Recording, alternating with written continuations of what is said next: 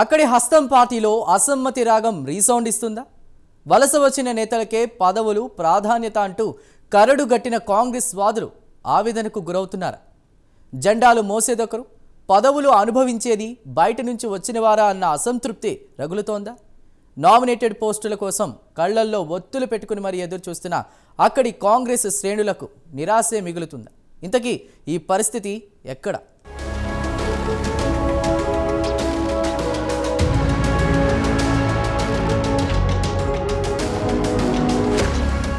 పదేళ్ల తర్వాత ఉమ్మడి నల్గొండ జిల్లా కాంగ్రెస్ పార్టీకి పునర్వైభవం వచ్చింది. గులాబీ పార్టీని చిత్తుగా ఓడించింది. ఉమ్మడి జిల్లాలోని 12 అసెంబ్లీ స్థానాలు, 2 లోక్సభ స్థానాల్లో ఘన విజయం సాధించి తన పట్టు గట్టిదని నిరూపించింది హస్తం పార్టీ. ఇంతవరకు బాగానే ఉన్నా ఇప్పుడే అసలు కథ షురు అయింది. గతంలో పార్టీ అధికారంలో లేకున్నా పార్టీని అంటిపెట్టుకుని జెండా మోసి ఎజెండా కోసం పనిచేసిన కరడుగట్టిన కాంగ్రెస్ వాదులు తీవ్ర అసంతృప్తితో ఉన్నారట. పార్టీలో గోడ మీద పిల్లులకు ఉన్న గౌరవం కూడా తమకు లేకుండా పోయిందని ఎవరూ లేని చోట అద్దం ముందు నిలబడి మరీ కన్నీరు కార్చడం పాత కాంగ్రెస్ వాదుల వంతవుతోందట. అసలు విషయం ఏంటంటే తమను కాదని గోడ దూకి వచ్చిన నేతలకు నామినేటెడ్ పదవులు దక్కడం పాపం పాతవారికి రుచించడం లేదట.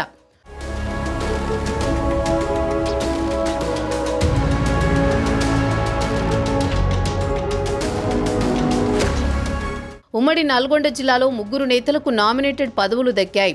టీడీపీ బ్యాక్గ్రౌండ్ నుంచి వచ్చిన బండ్రు శోభారాణి, పటేల్ రమేష్ రెడ్డితో పాటు బీఆర్ఎస్ నుంచి వచ్చిన గుత్తా అమిత్ రెడ్డికి పదవులిచ్చారు. ఇందులో 2 ముఖ్యమంత్రి రేవంత్ రెడ్డి అనుచరులు కాగా ఇంకొకరు ఆయన దగ్గరి బంధువు కావడమే కాంట్రవర్సీకి కారణమైందంటారు.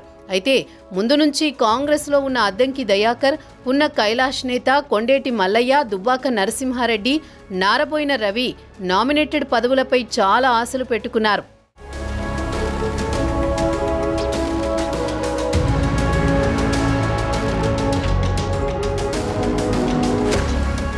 పున్న కైలాష్ నేత 2 సార్లు మునుగోడు అసెంబ్లీ టికెట్ ఆశించి భంగపడ్డారు. ఆ తర్వాత భువనగిరి, నల్గొండ లోక్సభ టికెట్ దక్కుతుందనుకున్న సామాజిక ఆర్థిక ఈక్వేషన్లతో మరోసారి భంగపాటు తప్పలేదు. దాంతో కనీసం నామినేటెడ్ పోస్ట్ అయినా దక్కకపోదా అనుకున్న కైలాష్కు ఎప్పటికప్పుడు నిరాశ ఎదురవుతోంది. పార్టీ కోసం తాను త్యాగాలు చేస్తే భోగాలు మాత్రం ఇంకొకరివి అంటూ లోలోన రగిలిపోతున్నారట కైలాష్.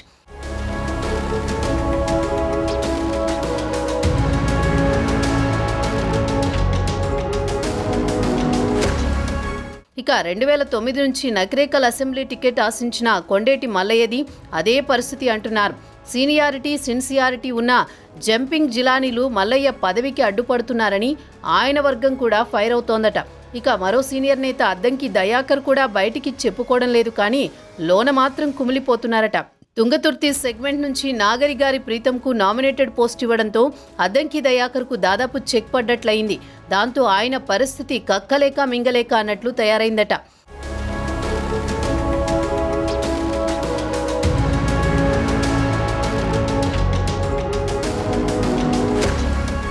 ఇక కాంగ్రెస్ పార్టీలో మోస్ట్ సీనియర్ నేత దుబ్బాక నరసింహారెడ్డి పదవులపై ఆశలు వదులుకున్నారని సమాచారం.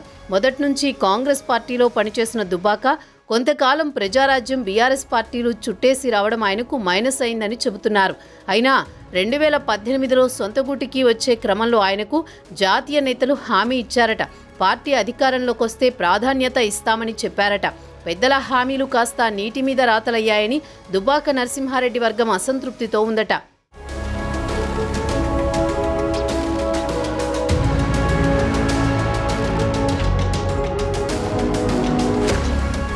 అధిష్టానం పెద్దగా పట్టించుకోకపోవడంతో ప్రస్తుతం దుబ్బాక నరసింహారెడ్డి పార్టీలో యాక్టివ్గా లేరంటున్నారు.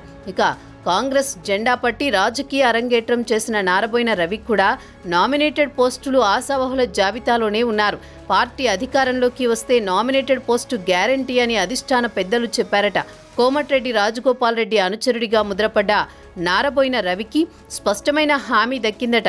తనకు మంత్రి పదవి వస్తే నీకు నామినేటెడ్ పోస్టు గ్యారంటీ అని ప్రామిస్ చేశారట రాజగోపాల్ రెడ్డి. అందులోనూ ముదిరా సామాజిక వర్గానికి చెందిన రవికి సామాజిక ఈక్వేషన్స్ కలిసొస్తాయని చిన్న ఆశ కూడా ఉందట.